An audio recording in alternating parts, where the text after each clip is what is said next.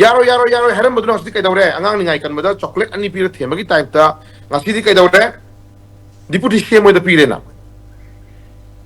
sunai ma ano ko lenga mala ano ko lenga sigi ba continuing process to ano hana matamda deputy CM with the pire na minister of RD minister with the pire na adugi hindok na LM khawtiega sanatiega du governor gi office yona Manipur gi international airport tar matungda by road makhongna la matungda governor gi chamber da phamakanda sarkar anok leader ma claim to matamda masa lakhena Manipur karam ba stakeholder mayam na Manipur karam ba dumba masagi ima event mayam na moi sak mo yaro na ngasi kana claim to lege kana na koi sang ko yaro na kana hack lege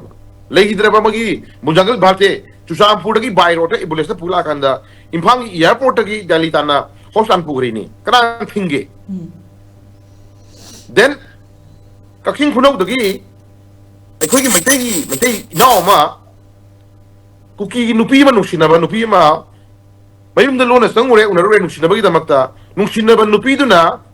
pharaga yekna bada pitho hatok nangam badu mo magi okhlon mogi nupa ma akhoi gi nupi ma lobagi damakta ngan hana sinema da lambadu karamba sinema gi paisa sino mayamana Manipur karamba imai ben mayamana Manipur karamba shareholder mayamana mana lojai ban nupi de makta la matamda kana thingmale hi kana chakbi ar haibale hi ba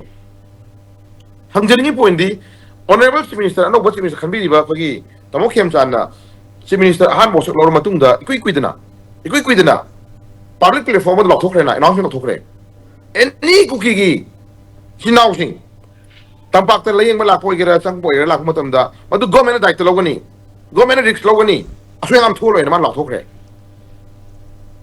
haibe ba ngang ba ba masimana ani khana ba matamda masimana amadi almost welcome tawre thonglaw na hange aya pithe Manipur stakeholder mayam na madu da akai piantre na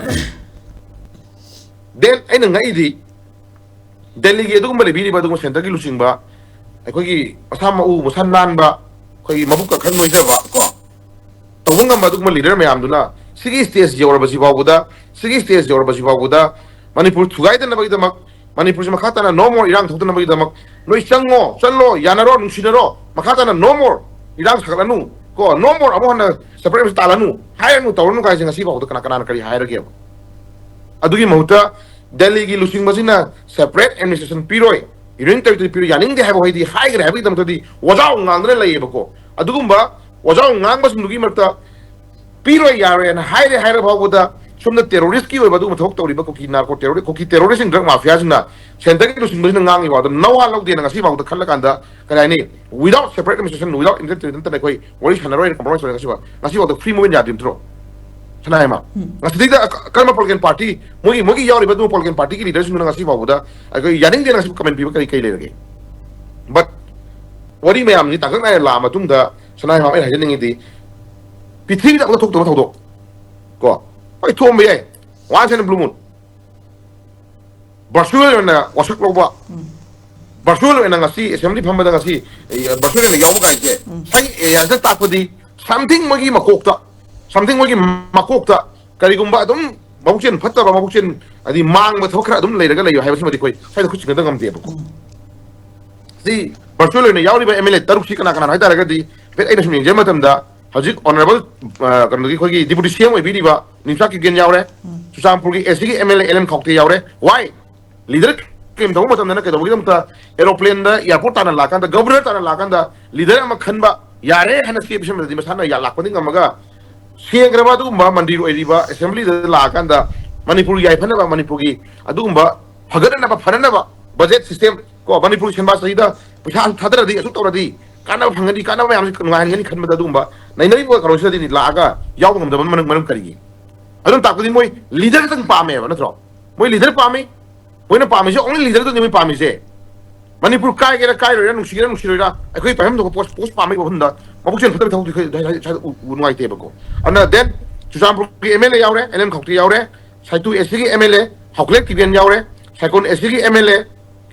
kimneo hing yaure kenyet SG MLA lemjama hokip yaure amasung tipai mu SG MLA bagi sanate ko ngana sunu sanate yaure sanate ma samak sunne bkhar hajining ji ko sanate ma samak tu he was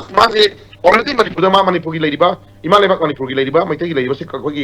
governor Gidum Bagsaki Kanga Mangi lady Badum governor gi platforms the Makonga Latana leader came to the Yaw Emilian Maneboko. Adugumba leader came to the Yaw Emilian Mana leader came to the Laga Yawing Amaga assembly in front of the Yaw on the Baise Sita Sina assembly Buyam Staba go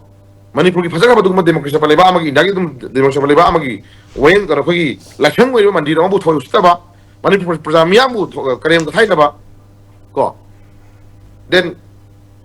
assume Miang you whatever Miang you about the Silom logo the world because they like to Nathakali by there. That's saying the Manipur Miambo, Hoi, Toastable if you look at